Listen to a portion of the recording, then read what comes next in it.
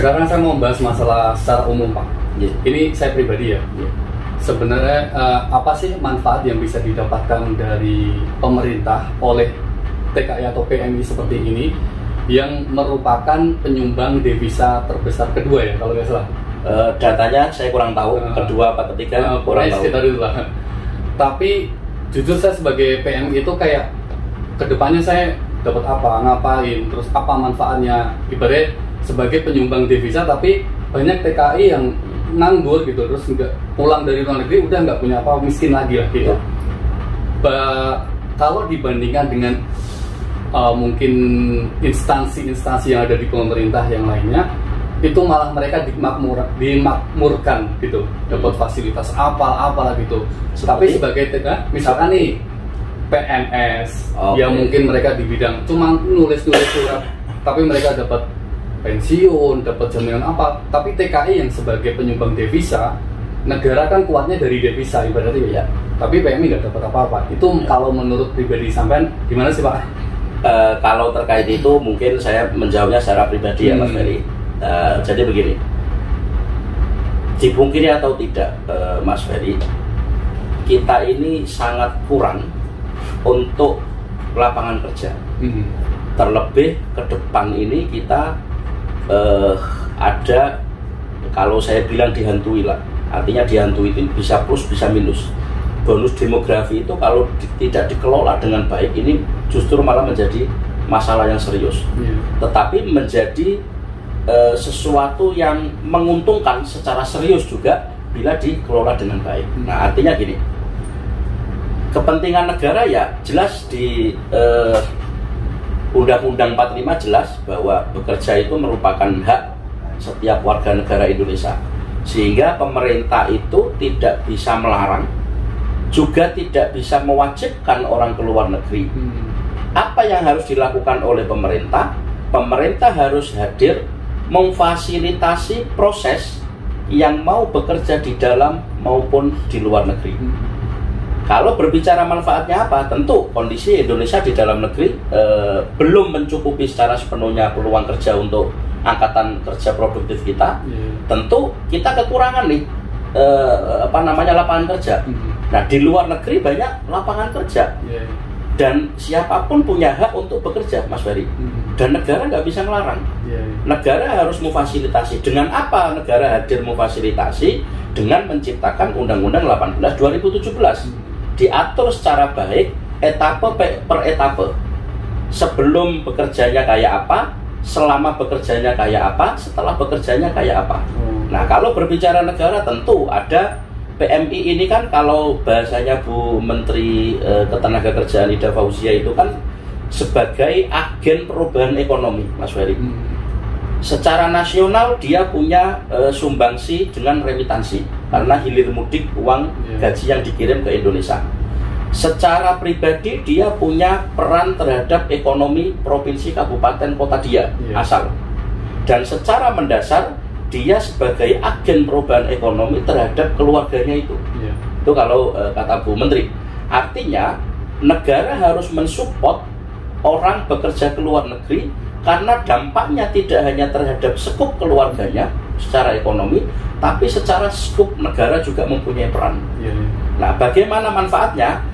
Kementerian Ketenagakerjaan hadir di Undang-Undang 18 itu, ya kalau tadi membandingkannya Mas Ferry dengan PNS, tentu itu tidak apple to apple ya, karena skemanya tentu berbeda. Dan yang jelas gini Mas Ferry, negara juga hadir dalam skema pendidikan. Artinya gini, di setiap masing-masing atase kita itu kita membuat satu program pelatihan bagaimana PMI kita yang punya gaji besar ini mengelola uang. Dikasih pendidikan atau pengetahuan tentang bagaimana mengelola uang, bagaimana uang ini biar tidak habis dan lain sebagainya. Itu sudah kita lakukan baik di negara-negara penempatan melalui atase kita maupun di kita yang ada di Indonesia. Ada namanya keuangan itu apa? Kita ngasih pendidikan tentang keuangan itu biar orang ini bisa mengelola uang. Kenapa itu penting?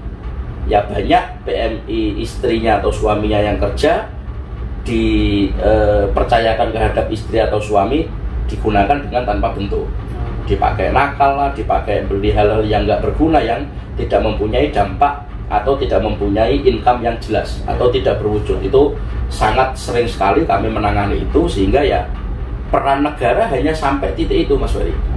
Jadi kalau misalnya terlalu masuk juga, ibaratnya kan gini, kalau misalnya Mas Ferry, saya terlalu mengatur uangnya Mas Ferry ini kan juga saru juga. Mas Ferry pasti ini, apa urusannya Mas Karim ngatur-ngatur duit saya? Tentu yang dilakukan negara adalah memberi pengetahuan tentang bagaimana memanage uang. Harapannya uang gaji besar itu bisa pulang-pulang, bisa numpuk banyak, harapannya ya bikin usaha, dibentukkan dalam apa dan lain sebagainya. Sehingga kita berharap ya sudahlah, sekali kontrak, 2 kali kontrak kerja ke luar negeri, setelah itu ya sudah usaha di Indonesia. Karena nggak selamanya juga otot tulang kita ini juga kuat bekerja keras, Mas Ferry. Itu yang kita harapkan, dan itu ya sebatas itu yang bisa dilakukan Kementerian Ketenagakerjaan.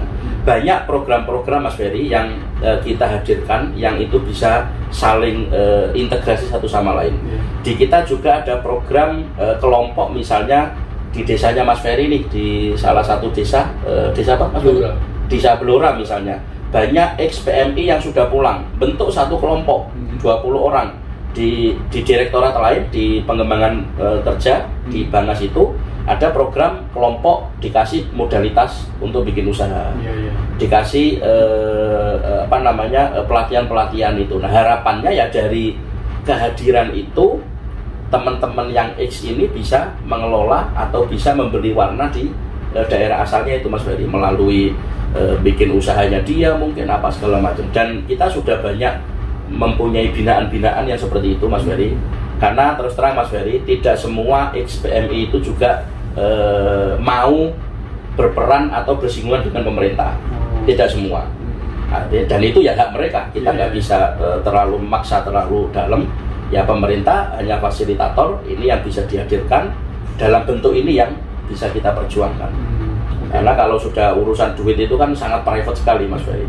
Ya tentu secara negara sangat diuntungkan, Mas Ferry, dengan adanya remittance ya, yang hilir mudik uang itu. Nah ini banyak orang salah kaprah juga, dikiranya remittance itu uang yang bisa dikelola pemerintah apa segala macam. Padahal ya banyak, kalau kita ke daerah itu, Mas Ferry, ke kepala desa, ke desa saya paling banyak, terus mana uang remittance yang bisa kita gunakan? Nah ini banyak salah kaprah. Jadi remitansi itu kan ibaratnya, kalau boleh saya sampaikan, kan hilir mudik uang saja, Mas Ferry, antara keluar masuk negara, sehingga itu mempunyai dampak ekonomi secara nasional. Tidak bisa kita pun itu kan uang angka, Mas Ferry, uang yang sebatas angka, yang nggak bisa dikontrol secara sepenuhnya sampai persen to persen, tetapi mempunyai dampak terhadap ketahanan ekonomi nasional. Gitu loh. Nah ini yang banyak salah kaprah juga. Nah harapan kita, Mas Ferry, orang-orang yang keluar negeri itu dengan punya duit, bikin usaha, ya tentu mempunyai peran di sisi itulah. Ya. Dan banyak binaan-binaan kita, Mas Ferry, setiap tahun kita memberikan apa namanya Migran Award itu dalam rangka internasional Migran Day. Itu kita biasanya memberikan 2 PMI yang kita nilai mempunyai peran dan sumbangsi terhadap PMI, dan sudah sangat banyak binaan-binaan kita untuk itu yang kita anggap sukses. Artinya mantan PMI bikin usaha, sekarang punya pegawai banyak, bahkan pegawainya itu mantan PMI semua misalnya. Nah itu kan perlu kita support juga, Mas Ferry. Jadi itu, Mas Ferry, kalau berbicara dampak secara realnya, ya kalau remitan itu ya itu secara dampak nasional ya, secara ekonomi nasional ya. Tetapi kembali lagi, Kemnaker menghadirkan banyak program-program yang harapannya memberi satu pengetahuan tentang bagaimana dia mengelola diri, mengelola uang yang dia punyai dari hasil kerja di luar negeri.